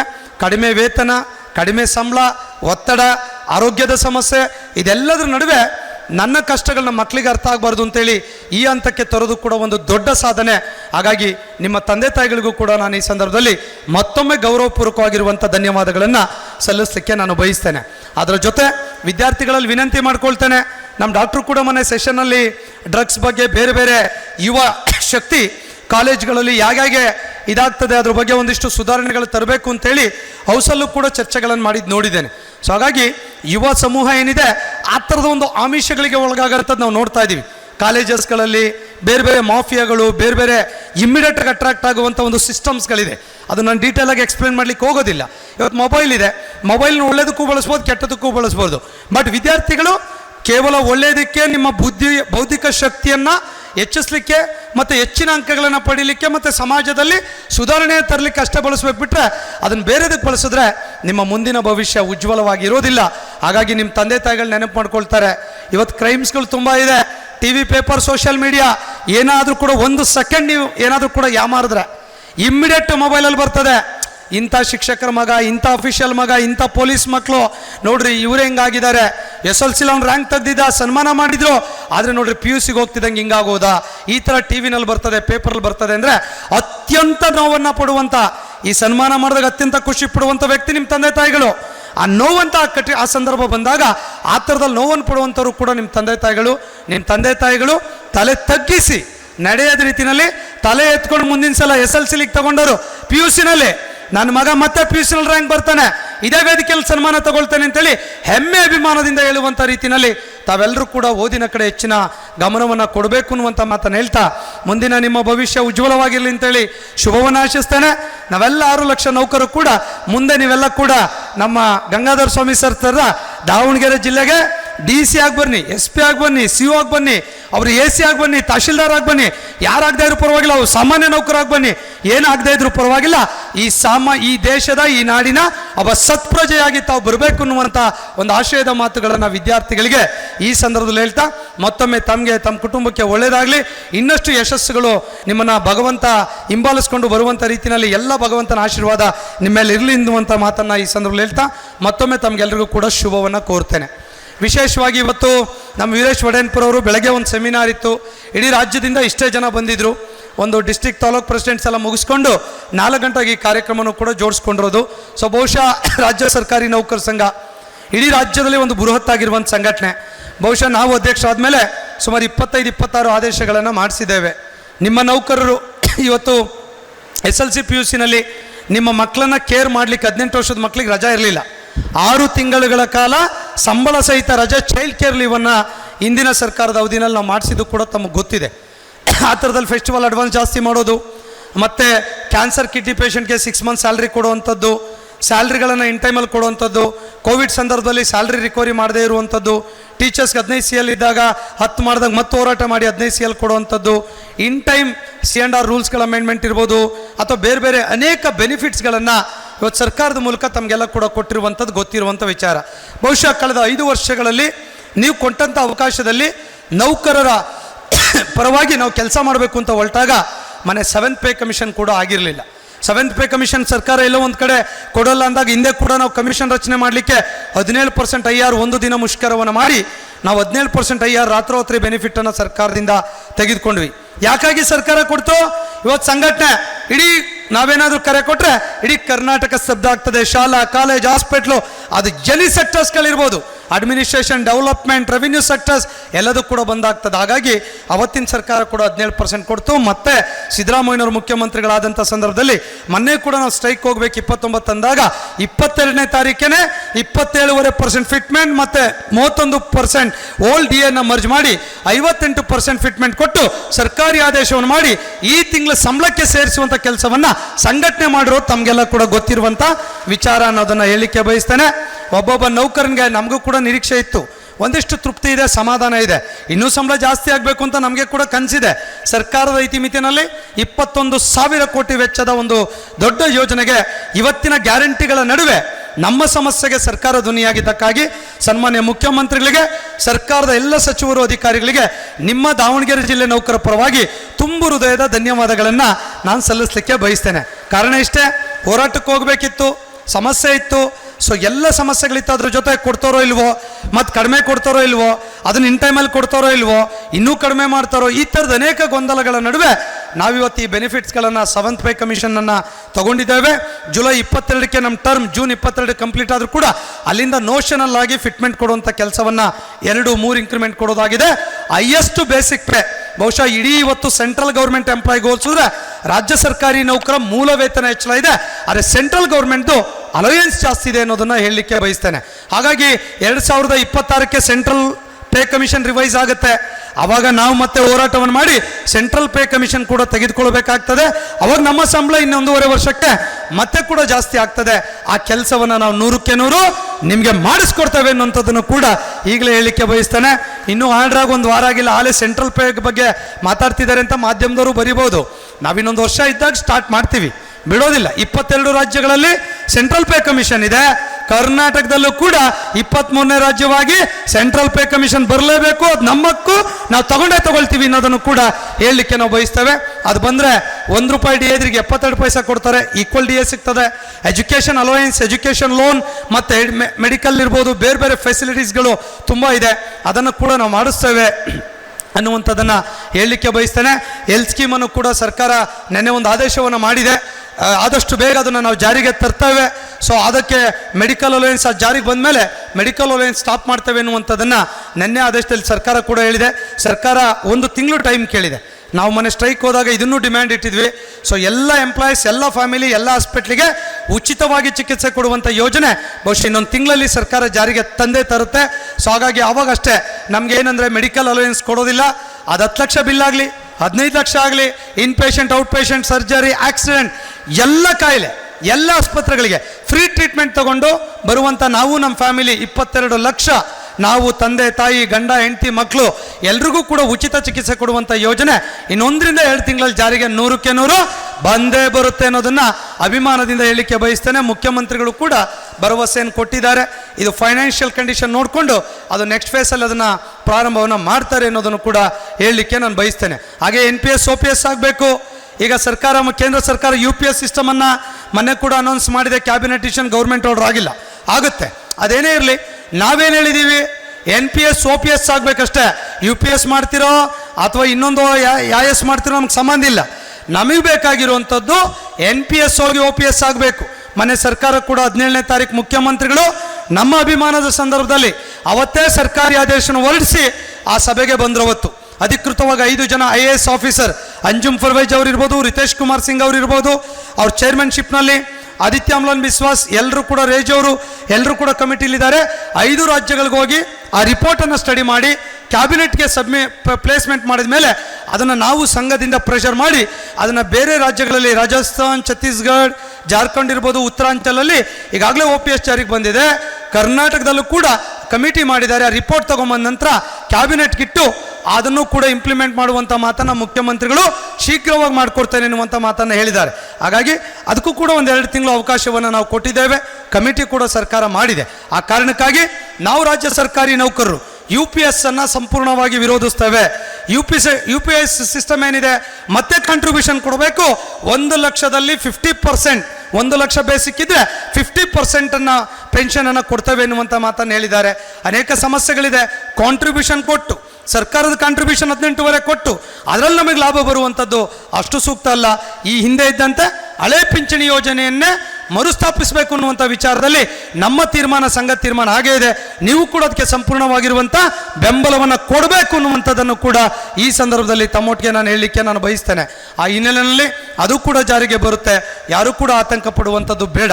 ಸೊ ಹೀಗೆ ಸಾಕಷ್ಟು ನೌಕರರ ಪರವಾಗಿ ನಾನು ಹೇಳಿದ್ನಲ್ಲ, ನಿಮ್ಮ 25 ಆದೇಶಗಳ ಬಗ್ಗೆ ಮಾತಾಡ್ಲಿಕ್ಕೆ ಹೋದರೆ 2 ಗಂಟೆ ನನಗೆ ವಿಚಾರಗಳು ಬೇಕಾಗ್ತದೆ.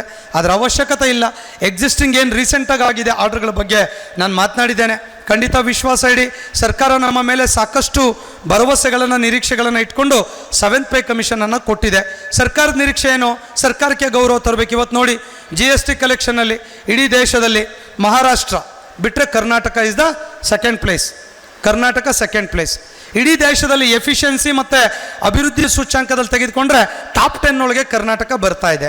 ಮತ್ತು ಅಭಿವೃದ್ಧಿ ಸೂಚ್ಯಾಂಕದಲ್ಲಿ ಟಾಪ್ 1 ಇದೆ GST ಕಲೆಕ್ಷನ್ ವಿಚಾರದಲ್ಲಿ. ಅಂದರೆ ಇದೆಲ್ಲ ಕೂಡ ಯೋಚನೆ ಮಾಡಿದಾಗ ಕರ್ನಾಟಕ ರಾಜ್ಯ ಸರ್ಕಾರಿ ನೌಕರರು ಎಲ್ಲದರಲ್ಲೂ ಕೂಡ ಟಾಪ್ ಇದ್ದಾರೆ. ಆದರೆ ಒಂದಿಷ್ಟು ವೇತನಗಳು ಲೇಟ್ ಆಯಿತು, ಸೆಂಟ್ರಲ್ ಪೇ ಕಮಿಷನ್ ಇಲ್ಲ, NPS ಇವೆಲ್ಲ ಸಮಸ್ಯೆಗಳಿದೆ. ಸಂಘಟನೆ ನಿರಂತರವಾಗಿ ನಿಮ್ಮ ಜೊತೆ ಧ್ವನಿಯಾಗಿ, ನಿಮ್ಮ ಬೆಳಕಾಗಿ ಖಂಡಿತ ಕೆಲಸ ಮಾಡಿ ಬರುವಂಥ ದಿನಗಳಲ್ಲಿ ಈಗೇನು ಕಂಪ್ಲೀಟ್ ಆಗಿರೋ ಪ್ರಾಜೆಕ್ಟ್ಗೆ ಸರ್ಕಾರಕ್ಕೆ ಧನ್ಯವಾದ ಹೇಳ್ತೇವೆ.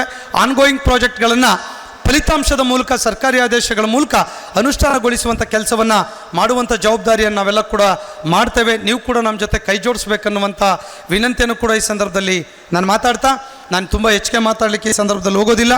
ತಾವೆಲ್ಲ ಕೂಡ ಹಿಂದೆ ಕೂಡ ತುಂಬ ಸಹಕಾರವನ್ನು ನಮಗೆ ಕೊಟ್ಟಿದ್ದೀರಾ. ನೀವು ಕೊಟ್ಟಂಥ ಸಹಕಾರಕ್ಕೆ ಇಷ್ಟೆಲ್ಲ ಸಾಧನೆಗಳನ್ನು ಮಾಡಲಿಕ್ಕೆ ಸಾಧ್ಯ ಆಗಿದೆ. ಆ ಎಲ್ಲದಕ್ಕೂ ಕೂಡ ತಾವು ಗೌರವಕ್ಕೆ ತಾವು ಕೂಡ ಭಾಗಿದಾರ ಅನ್ನುವಂಥದ್ದನ್ನು ಅಭಿಮಾನದಿಂದ ಈ ಸಂದರ್ಭದಲ್ಲಿ ಹೇಳ್ತಾ, ಬಹುಶಃ ವೀರೇಶ್ ಒಡೆಯನ್ಪುರ ಅವರ ಅಧ್ಯಕ್ಷ ಆದಮೇಲೆ ಸಾಕಷ್ಟು ಹೋರಾಟಗಳು, ಸಮ್ಮೇಳನಗಳು, ಕಾರ್ಯಕ್ರಮಗಳಲ್ಲಿ ದಾವಣಗೆರೆ ಜಿಲ್ಲೆಯಿಂದ ಸಂಪೂರ್ಣವಾಗಿರುವಂಥ ಸಹಕಾರ ಸಿಕ್ಕಿದೆ. ಆ ಸಹಕಾರದ ಮೂಲಕ ಇಷ್ಟೆಲ್ಲ ಕೆಲಸಗಳು ಸಾಧ್ಯ ಆಗಿದೆ. ಬಹುಶಃ ನಾನು ರಾಜ್ಯದ ಅಧ್ಯಕ್ಷನಾದಮೇಲೆ 8-9ನೇ ಬಾರಿ ನಾನು ದಾವಣಗೆರೆಗೆ ಬರ್ತಾಯಿದ್ದೀನಿ. ಮೊದಲು ರಾಜ್ಯಾಧ್ಯಕ್ಷರು ಒಂದು ಸಲ ಒಂದು ಜಿಲ್ಲಾ ಕೇಂದ್ರಕ್ಕೆ ಬರ್ಲಿಕ್ಕೆ ಕಷ್ಟ ಇತ್ತು. ಚುನಾವಣೆಗೆ ಮತ ಕೇಳಲಿಕ್ಕೆ ಬಂದರೆ ಮತ್ತೆ ಚುನಾವಣೆ ಬಂದಾಗ ಬರ್ತಿದ್ರು. ನಾನು ಕೇವಲ ದಾವಣಗೆರೆಗಲ್ಲ, ಪ್ರತಿ ಜಿಲ್ಲೆಗೆ 8-9 ಬಾರಿ ಪ್ರತಿ ಜಿಲ್ಲೆಗೆ ಹೋಗಿದ್ದೇನೆ. ಪ್ರತಿ ತಾಲೂಕಿಗೆ ಒಂದು ಬಾರಿ ಹೋಗಿದ್ದೇನೆ. ಇಡೀ ರಾಜ್ಯವನ್ನು ಸುಮಾರು 10 ಲಕ್ಷ ಕಿಲೋಮೀಟರ್ ಇಡೀ ರಾಜ್ಯವನ್ನು 5 ವರ್ಷದಲ್ಲಿ ನಾನು ಟ್ರಾವೆಲ್ ಮಾಡಿದ್ದೇನೆ ಅನ್ನುವಂಥದ್ದನ್ನು ಅಭಿಮಾನದಿಂದ ಹೇಳಿಕೆ ಬಯಸ್ತೇನೆ. ದಾವಣಗೆರೆ ಜಿಲ್ಲೆಯಲ್ಲಿ ತಗೊಳ್ಳಿ, ನೀವು ಜಗಳೂರು ತಗೊಳ್ತೀರಾ, ಹೊನ್ನಾಳಿ ತಗೊಳ್ತೀರಾ, ನ್ಯಾಮತಿ ತಗೊಳ್ತೀರಾ, ಚನ್ನಗಿರಿ ತಗೊಳ್ತೀರಾ, ಯಾವ ತಾಲೂಕು ಬಿಟ್ಟಿದ್ದೀವಿ ಅಂತ ನೀವೇ ಹೇಳ್ಬೇಕು. ಹರಿಹರ ಬಿಟ್ಟು ಯಾವುದೂ ಬಿಟ್ಟಿಲ್ಲ. 5 ವರ್ಷದಲ್ಲಿ ಪ್ರತಿ ತಾಲೂಕಿಗೆ ಹೋಗಿದ್ದೇವೆ, ಸಂಘಟನೆ ಕಟ್ಟುವಂಥ ಕೆಲಸವನ್ನು ನಾವು ಮಾಡಿದ್ದೇವೆ. ಇಡೀ ರಾಜ್ಯದಲ್ಲಿ ಈ ರೀತಿಯಾಗಿರುವಂಥ ವ್ಯವಸ್ಥೆಗೆ ನಿಮ್ಮೆಲ್ಲರ ಸಹಕಾರದಿಂದ ಅದು ಸಾಧ್ಯ ಆಗಿದೆ. ನಾನು ಯಾವಾಗಲೂ ಕೂಡ ಹೇಳ್ತೇನೆ, ನನ್ನ ಕುಟುಂಬ ಯಾರು ಅಂದರೆ ನನ್ನ ರಾಜ್ಯದ ಸರ್ಕಾರಿ ನೌಕರರೇ ನನ್ನ ಕುಟುಂಬ ಅಂತ ಹೇಳ್ತೇನೆ.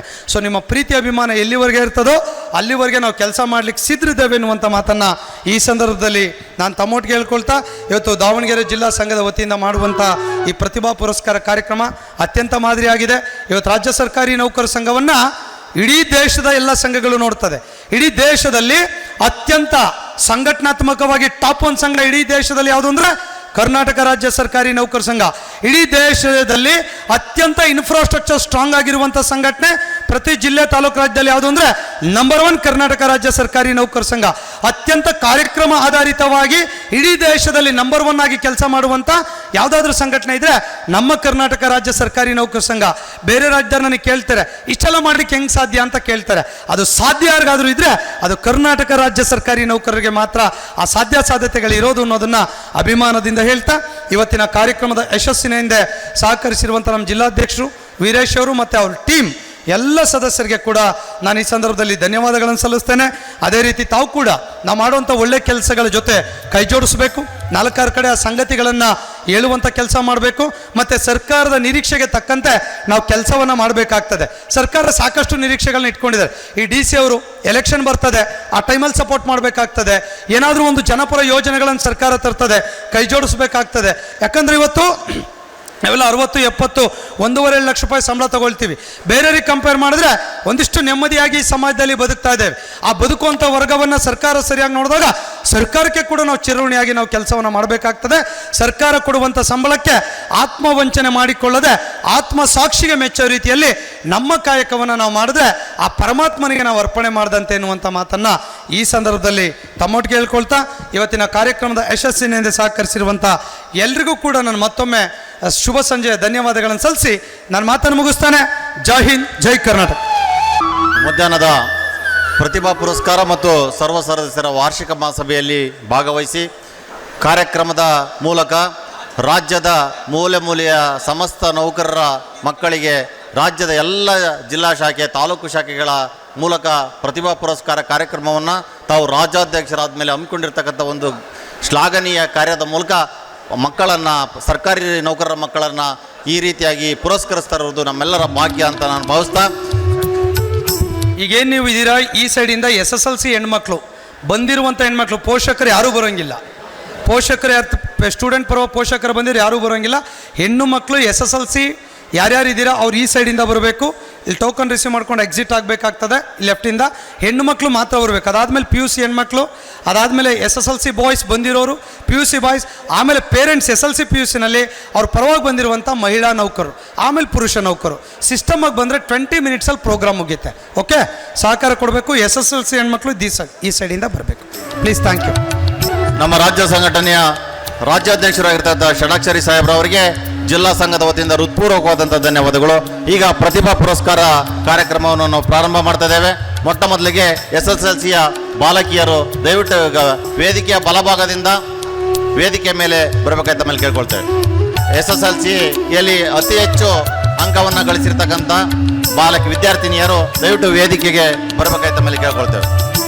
ಕರ್ನಾಟಕ ರಾಜ್ಯ ಸರ್ಕಾರಿ ನೌಕರರ ಸಂಘ ವತಿಯಿಂದ ಎಲ್ಲ ಪ್ರತಿಭಾನ್ವಿತ ಮಕ್ಕಳಿಗೆ ಇವತ್ತು ಸನ್ಮಾನ ಕಾರ್ಯಕ್ರಮವನ್ನು ಇಟ್ಕೊಂಡಿದ್ದಾರೆ. ನಿಜವಾಗ್ಲೂ ಕೂಡ ಅದು ಶ್ಲಾಘನೀಯ. ಯಾಕಂತ ಹೇಳಿದ್ರೆ ಪ್ರತಿಭಾವಂತರಿಗೆ ಮೊದಲನೇದಾಗಿ ನಾನು ಇವತ್ತು ಯಾರ್ಯಾರು ಸನ್ಮಾನಿತರಾಗ್ತಾ ಇದ್ದಾರೆ ಅವರೆಲ್ಲರಿಗೆ ಅಭಿನಂದನೆಗಳನ್ನ ಹೇಳಲಿಕ್ಕೆ ಇಷ್ಟಪಡ್ತೇನೆ. ಅಟ್ ದ ಸೇಮ್ ಟೈಮ್ ಅವರ ಪ್ರತಿಭೆಯ ಜೊತೆಗೆ ಬೇರೆಯವರ ಮಕ್ಕಳಿಗೂ ಕೂಡ ಒಂದು ನಿದರ್ಶನ ಆಗಿರ್ತಾರೆ, ಮಾದರಿ ಆಗಿರ್ತಾರೆ. ಯಾಕಂತ ಹೇಳಿದ್ರೆ ಅವರನ್ನು ನೋಡಿ ಬೇರೆಯವರು ಫಾಲೋ ಮಾಡೋರು ಜಾಸ್ತಿ ಇರ್ತಾರೆ. ಅಟ್ ದ ಸೇಮ್ ಟೈಮ್ ಅವ್ರ ತಂದೆ ತಾಯಿಗಳಿಗೆ ಈ ಮೂಲಕ ಆಲ್ ದ ಬೆಸ್ಟ್ ಹೇಳ್ತೇನೆ.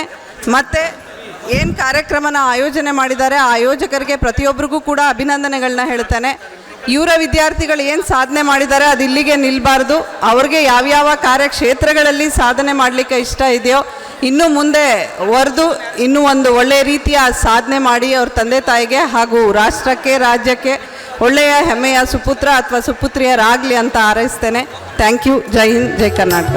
ಈ ವೇದಿಕೆಯ ಮೂಲಕ ಪ್ರತಿಭಾನ್ವಿತ ಮಕ್ಕಳಿಗೆ ಶುಭವನ್ನು ಕೋರಿದಂತಹ ದಾವಣಗೆರೆ ಜಿಲ್ಲೆಯ ಜಿಲ್ಲಾ ಪೊಲೀಸ್ ವರಿಷ್ಠಾಧಿಕಾರಿಗಳಾಗಿರ್ತಕ್ಕಂಥ ಶ್ರೀಮತಿ ಉಮಾ ಪ್ರಶಾಂತ್ ಮೇಡಮ್ ಅವರಿಗೆ ದಾವಣಗೆರೆ ಸರ್ಕಾರಿ ನೌಕರರ ಜಿಲ್ಲಾ ಸಂಘದ ವತಿಯಿಂದ ಹೃತ್ಪೂರ್ವಕವಾದಂಥ ಧನ್ಯವಾದಗಳನ್ನು ನಾವು ತಿಳಿಸ್ತಿದ್ದೀವಿ.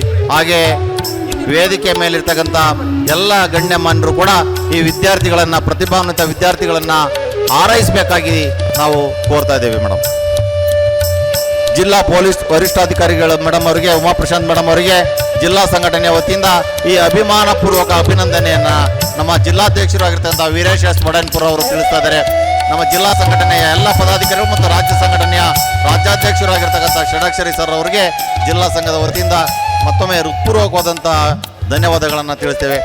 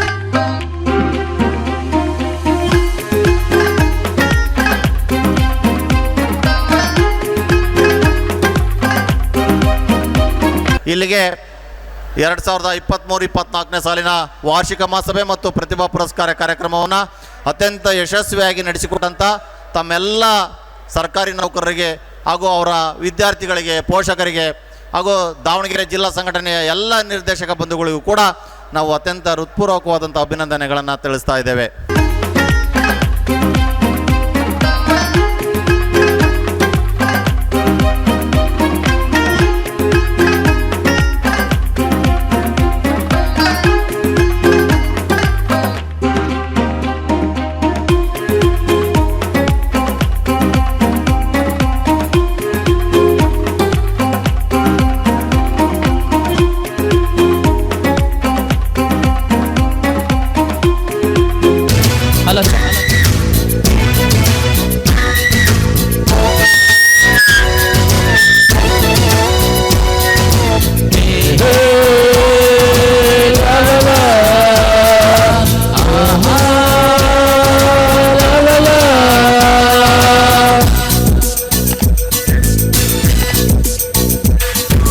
ಕಾಲವನ್ನು ತಡೆಯೋರು ಯಾರು ಇಲ್ಲ, ಗಾಳಿಯನ್ನು ಹಿಡಿಯೋರು ಎಲ್ಲೂ ಇಲ್ಲ. ನನ್ನಿಂದ ನಿನ್ನ, ನಿನ್ನಿಂದ ನನ್ನ ದೂರ ಮಾಡಲು ಎಲ್ಲೂ ಆಗೋಲ್ಲ. ಗಾಳಿಯನ್ನು ತಡೆಯೋರು ಯಾರು ಇಲ್ಲ, ಕಾಲವನ್ನು ತಡೆಯೋರು ಯಾರು ಇಲ್ಲ, ಗಾಳಿಯನ್ನು ಹಿಡಿಯೋರು ಎಲ್ಲೂ ಇಲ್ಲ, ನನ್ನಿಂದ ನಿನ್ನ ನಿನ್ನಿಂದ ನನ್ನ ದೂರ ಮಾಡಲು ಎಂದು ಆಗೋಲ್ಲ.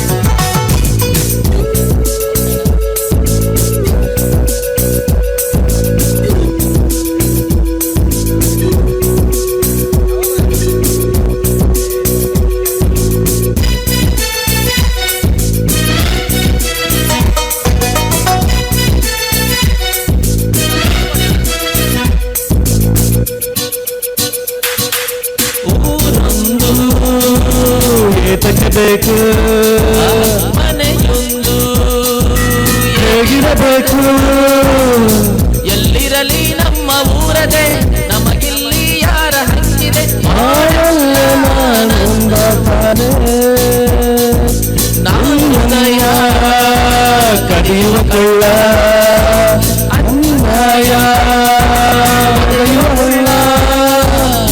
ಜೊತೆಯಾಗಿ ನಾವು ಬಂದರೆ ಒಂದಾಗಿ ನಾವು ನಿಂತರೆ ಎದುರಲ್ಲಿ ಮುಳ್ಳೋರು ಯಾರು, ಕಾಲವನ್ನು ತಡೆಯೋರು ಯಾರು ಇಲ್ಲ, ಗಾಳಿಯನ್ನು ಹಿಡಿಯೋರು ಎಲ್ಲೂ ಇಲ್ಲ, ನನ್ನಿಂದ ನಿನ್ನ ನಿನ್ನಿಂದ ನನ್ನ ದೂರ ಮಾಡಲು ಯಾರೂ ಆಗಲ್ಲ.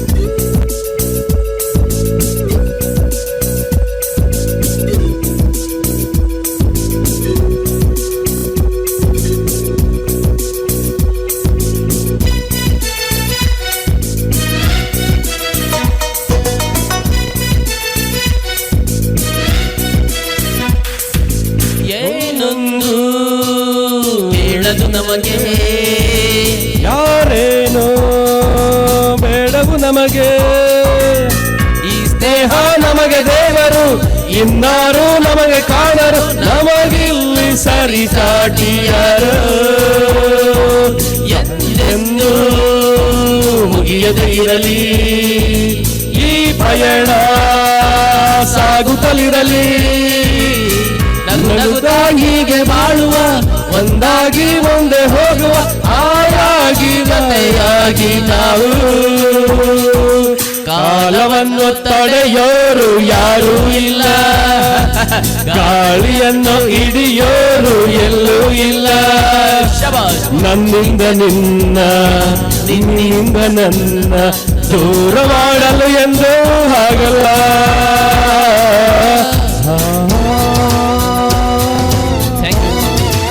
ಮೂಗನ ಕಾಡಿದರೆ ಸವಿಪಾತನು ಆಡುವ ನೀನು,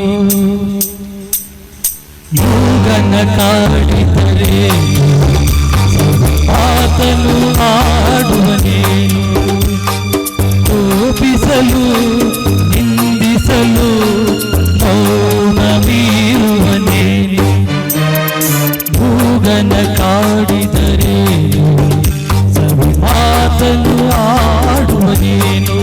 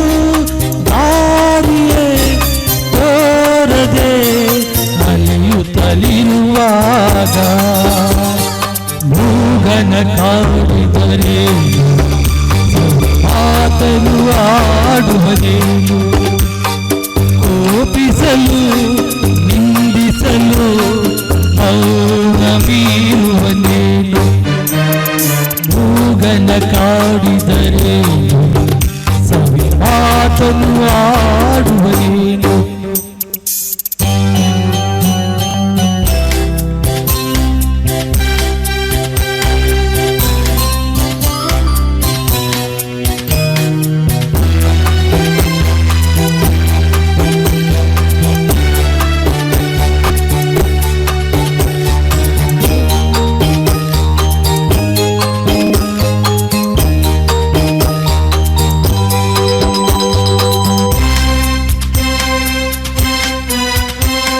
ನನ್ನವರು ದೂರಾಗಿ ಬಂಧುಗಳು ಹಾಗೆಯಾಗಿ